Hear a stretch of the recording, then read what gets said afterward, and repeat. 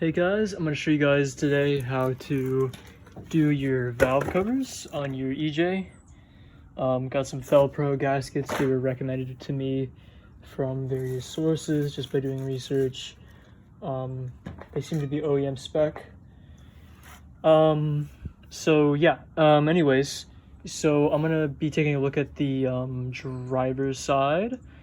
Well, I guess this would be the passenger side for this motor since it's JDM, but for those of you in the US, this is whatever. I'm getting beside the point. So we're gonna be looking at this valve cover first. Just from looking at this, all of these are 10 mils. You might need to remove a few just random sort of accessories. These two vents right here need to be removed. The filler neck can stay on.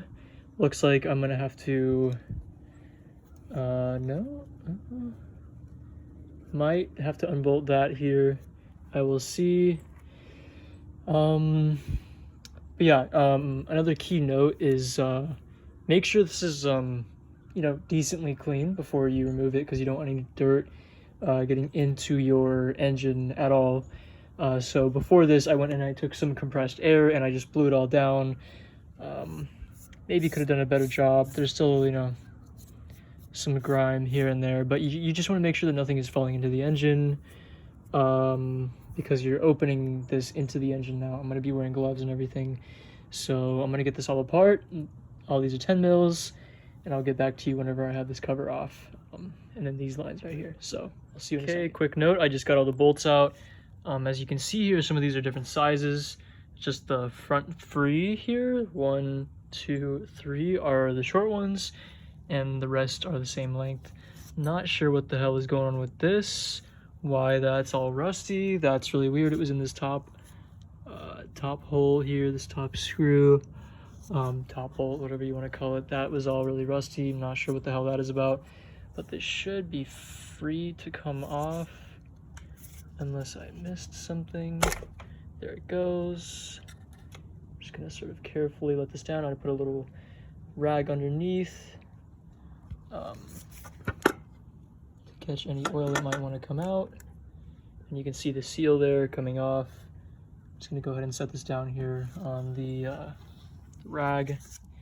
And you can see the beautiful interior of this head here and this seal right here. Trying to be careful not to get anything inside of these moving parts. Be very bad. And you can see here, this flat side is on the block or the head, and then this sort of obtrusion here on the other side fits into the groove of the valve cover. Good thing I put a towel there, but there we go. Looks good. This was not the cover that was giving me problems. It's the other side, but since the motor is out and I'm replacing it anyways, I thought I might as well just do both. Plus, I bought the set and everything. So, and then you also have these two seals right here for the spark plugs. There it goes.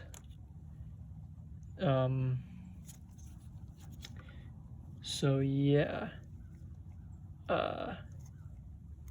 I know some of these covers, if you guys have a different motor than the EJ20X, which is very likely, a lot of these valve cover gasket kits will come with little seals for the screws that you will put on the bolts. But on this, you can see that the seal on the inside goes around the bolt, so that's already covered. But other than that, looks very good. I don't think I got any sort of grime in there. Oh, there's something right there. Got it. Yeah, just be very careful that you don't get anything inside of here. So I'm gonna go ahead and clean up these sealing surfaces, just getting the rest of this junk off, and then I'll get the new cover lined up, the new seal lined up, and then I will get back to you when I'm ready to reinstall this side. It's generally good practice to examine the old part with the new one whenever you're replacing something. So you can see here, this is the new seal, and it lines up perfectly like this. It's got these two little curves on either side where the case comes up. All the little indentations for the bolt holes lines up. So I got all these surfaces as clean as I could, just removing any general gunk, but not going too crazy because you don't want to mar up the sealing surface. And then I just use a little bit of compressed air to blow out the groove in this seal here in this valve cover. And then these spark plug seals I already cleaned out and replaced. So yeah, we're gonna get that back on right now, and I'll cover the torque specs for all the bolts and everything, but I believe they're around maybe 5 foot-pounds, so probably somewhere around hand tight, but I will double check that and get that.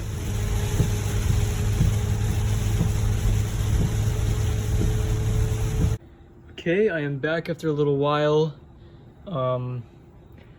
After doing a little bit of research, I've learned that I do need a little bit of some sort of sealant, some sort of, RTV sealant in certain areas of this, or I'm probably just going to do the whole thing. I noticed a lot of that sort of material was mostly on these two half moon seals, so I think it's probably a pretty good idea to at least put some on these seals, if not replace the entire seals. I'm not going to, because they're just fine, but and I don't have any, and I'm kind of pressed on time, but you definitely want to at least have some sort of sealant there, especially on these turbo motors. It might be different for naturally aspirated, so I would look into that. But what I'm going to do is I'm just going to take my sealant and just put a thin bead around the entire outer seal. I think the inner seals don't really need it. I might just do it anyways, just like a really thin amount, but you generally just apply the sealer or the glue or the gasket maker, whatever, and then you put it back on. So just put it back on the head, and then excuse me, you let it cure for an hour. Just hand tighten the screws, apparently, or just read the instructions on whatever you get. I have this Permatex Ultra Black gasket maker, oil resistant. This was about $9, but I'll be able to use probably a lot of this anyways. And I got some brake cleaner and just sort of sprayed some of this out, and just went over it again just to make sure it's clean. So yeah, I'm gonna go ahead and apply a thin bead, and then just hand tighten this back onto the cover. And then after an hour, I'll torque it down to 5 Newton meters, which is about 4 foot-pounds. So I'll probably just hand tighten those and snug them up with a little, little 3/8 wrench or something like that. You don't want to get it too tight, and I don't even think my wrench could go that low. So yeah, I think hand tight with a wrench is probably very sufficient. So I'm gonna go ahead and apply this. So like a complete bozo, I completely forgot to film when I laid the bead on the gasket, but here it is back in place. It's not fully torqued yet. All I used was just a little extension with a 10 mil on here, and just snugged them down by hand. Not even cranked it hard, just to where they didn't move, and just until you can see some of the sealer come out from the gasket. It's kind of hard to see there, but maybe right there you can see that. Yeah, the little bit of gray sort of sticking out. So it's supposed to come out the side a little bit. There you can see some right there, to be able to form that gasket. I did not end up putting any on these spark plug seals. It's just the surface was kind of rounded, and it sort of flattens out as you put it against the mating surface. Where to put those? Okay, so these are the old ones right here, and I'm not sure if I showed you when I compared them, but if you look here, there's a little bit of a lip on this top part. There's a bit of a lip, and on this side it's kind of flat here. But on the new ones, they were very round, so that sort of cushions down and sort of like pushes down onto that surface and forms a good seal. Whereas the other one, the large gasket, and you really only want to do this on the flat side. You don't really need to do it where this obtrusion is, but you can see where the old sealer was. So you can see that indentation right there. That's where the half moon was, and here's where the other half moon was, I believe. Yeah, but all that white is old sealer, and you can see especially here in these upper corners where this drops down. There's a lot there on that side and on this side.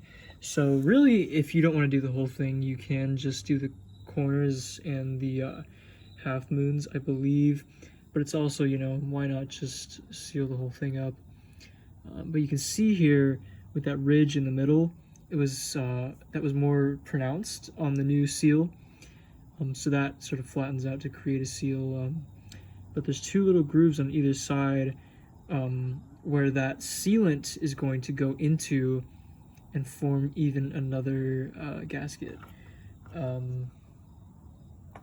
So yeah, that's that side. The other side is the one I actually needed to do because it actually had a leak.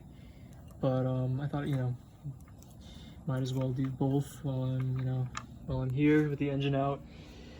Hopefully I didn't screw shit up just because I don't really know what I'm doing, but I think that I followed proper protocol and I did it all correctly. We shall see. I set a timer for an hour, so I'll be back to torque it down or just, you know, snug it up. I'm not gonna torque it to 5 foot-pounds or 5 Newton meters. I don't think my torque wrench can go that low, but really it's just hand snug with a wrench. So that's no big deal, and I hope that this seals well. So if we look on the other side here, I'll show you the problem with this other side. It's a little bit dirty from when I was putting that oil in to do that compression test, but if you look here around this this bolt, there's a shit ton of oil, as well as that pretty much the whole underside of where this gasket is. You can see here on the exhaust there's a shit ton of oil, whereas farther up it's like super clean. So I'm pretty confident that there is a leak on this valve cover. And you can see here where that old RTV is sticking out the top right there. So I think this is pretty much an OEM sort of replacement. I've heard a lot of people say you don't need any gasket maker, whereas some people say that you do need gasket maker. I feel like you probably do, just because I feel like this is the first time the valve cover gaskets have been replaced. So I believe that, like, in the factory service manual, you do add sealer. So just keep that in mind. If you don't want to, obviously I'm not gonna, you know, stop you or anything, but yeah, I'm just gonna get these lines back on here as best I can. Just seal everything up, make sure nothing gets down in this this head, because that would not be good. I did a little, you know, last minute inspection, check for any dust or debris, check the mating surface. You just want to be sure with all of that, because this is, you know, a pretty big deal. So yeah, enough of my rambling. Go get yourself some brake cleaner, some RTV, go buy your seals, and get to it, man. So yeah, thanks for watching. Quick little note about finishing up on this job is you want to obviously tighten these down and crisscross patterns, or a crisscross pattern, so that you get a nice, good, even seal. I'm running 4 foot-pounds of torque. Oh no, that should be, yeah, no. I think, okay, I'll check in a second, but yeah, I'm gonna finish this up. Alright, for the other side, for the valve covers, same vents, same deal, except there's this reservoir here. So I just took this 12 mil out here, and it just slides upwards and out of the way. Just give a little tug on these after breaking them loose with the wrench. I'm sure you've heard that from plenty of places already. Then you also have this little tricky plastic shroud that goes under here, kind of next to the timing cover. All it is just a little plastic hook right here. So you just kind of pull it towards you. Maybe you can try and work a screwdriver in there a little bit, but it's pretty rugged, so you can tug on it a little bit. It's just a little tricky, kind of working it over this little heat shield here. And then you take these 2 sensor plugs out. Bottom one here is blue, this one's gray. And you can take your coils and tuck them out of the way right here. And then there's a little bit of a plastic retainer right here that holds this cord right here. Just gently, sort of, if you got like a trim tool, you can slip it under, or just gently, you know, work your screwdriver on it, and it'll just come out. So that's pretty much everything you need to do to get this clear. Then it's just all these 10 mils, same as before. I'm gonna get this cracked off and get back to you in a second. So I believe the leak is somewhere on the bottom here, same as before. Let's see, 5 of these, 1, 2, 3, 4, 5 will be longer on this stem here, and then these 3 front ones will be shorter. See if I can pop one out real quick and show you. Same as the other cover. 1 second.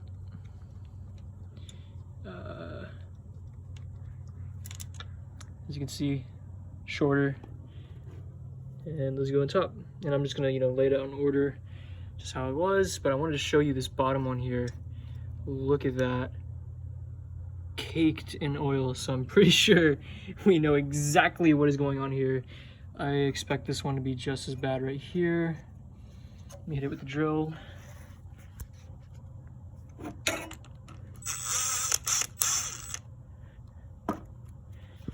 Okay. Oh my god. You can see that RTV sealer, or I think it's called Fuji Bond is the OEM stuff, but RTV works all the same. So I'm going to be using some RTV on this side, just as same as before. These are caked in oil. Oh my god. So I'm going to get this one out really quick. See if this one's oily. The engine is leaning back, so this one, if there was a leak all the way down here, it'd be going onto this one, and this one was the most oily. So yep, it is just as oily though. That is very oily. Wow. And the top ones look pretty good though, so it's kind of unfortunate that that bottom failed there, but it goes to show that and this is like a pretty new motor as far as I've seen. This looks like it's probably somewhere in the 30 to 40k range. See, that looks pretty good. So yeah, it's kind of crazy that that seal failed, you know, already, but you know, it's a Subaru. But you know, especially for these turbo motors, you know, obviously I haven't tested it yet, but I'm fairly certain that that RTV is going to save me a lot of headache in the future. So I do recommend using some sealer on the gasket, you know, just to be safe. Make sure you follow the instructions and everything, and make sure, you know, just again, do not over tighten these. They're very, you know, you're going into an aluminum head, and you just don't want to mess with that. These are like, you know, 5 Newton meters, just hand tight. All right, hand tight with a wrench, snug them up. Do not use like a breaker bar or something. Just, you know, keep it simple. So this should come off. Don't want to spill anything, but probably be best to have 2 hands for this. So I think I'm just gonna put the phone down and get this off, and I'll get back to you. Oh, there he goes. Okay, never mind. Just needed a little bit of help, but yeah. So The grooves, again, on the inside, on the actual cover, look very nice. Got the oil dripping down that side again.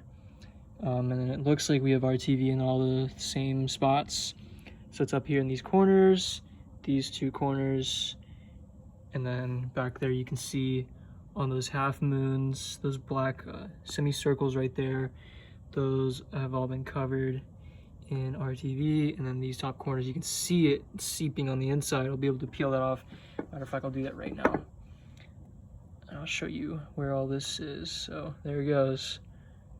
So they do use this at the factory, just like that. So it's just these corners and these back two. So, all right, well, I'm gonna get this cleaned up and everything, and I will get back to you whenever I get the new seals in and all the RTV in place, because you've seen me do it before in the last the previous head. Just let me look at these really quick. As you can see here again, how these have been flattened out on top as they've been pressed against the head. That top there is flat, and the new ones are rounded over, so it presses against this here and makes a seal. And you see there isn't any RTV. I'm pretty sure it's not necessary to put any on these before putting it on this surface here. And it's just kind of hard to do with that single sort of cushioned out surface, so I'm just gonna do it on the outside. So yeah, let me get this cleaned up. I get this cleaned as best as I could. I used a little brake cleaner on some towel, and I either wrapped it around the end of this plastic brush and just kind of worked it, or just wrapped it around my finger and just you know, because you don't want to be spraying stuff like that like directly in a head like this. So I just kind of rubbed it on. So now I'm gonna get this cover cleaned up, get all that junk out of there, and then I'll get that seal lined up, get some RTV on, and then get them bolts cranked back on, everything plugged back in. So yeah, get back to you. Okay, I got the inside relatively cleaned up. There's a little bit of dried oil here and there, but it's pretty damn clean. I don't want to go too crazy. I know some people will soak it in, you know, cleaning solutions, stuff like that, just to get it, you know, really crazy clean. But what really mattered to me was the inside of the groove there where that seal sits, and the factory, I guess, had not put any sealant in there, which is nice, so I didn't have to clean any sealant out of there. So I just laid the gasket down. I don't really recommend putting any in there, so yeah, I made sure that was clean. I sprayed some brake cleaner in, I blew it out with some air. And you can see here, I got some RTV laid up on this seal all the way around. It's not the prettiest job. It's kind of hard to squeeze out of this tube. It's, I don't know. But yeah, it's, yeah, I guess not the best looking bead, but I'm pretty sure it'll do the job. I made sure to get some, you know, pretty thick spots there where those crescent or half moon seals are. And the rest of it, you know, especially on these corners here where it sticks up, made sure to give it some, you know, some good bit of sealant right there so that it really makes a seal in that really kind of awkward point. I'm assuming that's like why it fails there and why they had so much sealer there. So I'm gonna go ahead and get this lined up, hand tighten the screws just like before, and let it set for an hour, and then crank it down just to, you know, with a little maybe 3/8 wrench, or you know, just a small wrench, and just, you know, snug it up. Don't go crazy on these nuts and bolts, or yeah, whatever they're called. So I'm gonna get this back on, and I will get back to you guys. And one last note, just from doing this last time, what kind of helped me line it up, because I know it can be kind of awkward to try and, you know, line up. Just get as much stuff out of the way as you can. That should be good. And then go ahead and take some of these, just a couple of these bolts, and put them through the cover so you can see where you're lining them up, so you don't like miss and like smear the RTV everywhere. And I found that to be actually pretty damn helpful, because, you know, I am pretty clumsy myself, and that is something I would do. But thankfully last time I was able to get it in pretty nice and clean. So I think just poking the bolt through on just a couple of maybe just the corners or something, just to help you line it up, and then press it on, and then get those screwed in. So yeah, I'm gonna go ahead and do that. So here it is back in place. Gotta wait an hour until it cures, and then you know the drill. Just hand tight with a little wrench, and then gotta get these vents back in. Very important that you do not forget those. Very, very important. And then these two plugs down here, and then that little plastic trim, and that's pretty much it, you know. And then there's one bolt here on this reservoir. I gotta figure out a way to reroute this into my car, but yeah, that's it. That's both valve covers, all done. And then I do have one more leak on this. I believe it is the front crank seal. It's just a lot of oil right under here. So I may make something on that, but I kind of want to get the engine in the car and all that, and this is something you can do in the car. It'll be a little bit harder, but you can definitely do it while it's in the engine bay. So I'll probably make a video on that, but for now that should be everything on how to do these valve covers. If I forgot something, let me know. This one, haven't put any oil in yet. Oh yeah, so for the instructions for this sealant, at least you also need to wait at least another 24 hours until you actually like run the car, I think, something like that, or you put 24 hours until you put oil in or oil back in. So just keep that in mind. This looks pretty good. Yeah, I'm feeling the little excess that's squeezed out, and it's rubbery, it's stiff, it's not smearing anything, so that's a nice little gasket. It's gonna hold up. So yeah, hope I covered everything. If I didn't, let me know in the comments if I missed something, or I'll try and see, you know, if I remember something, I'll probably say in the comments whenever, you know, whatever. But anyways, yeah, thanks for watching. Hope this helped, and we'll see you guys in the next one.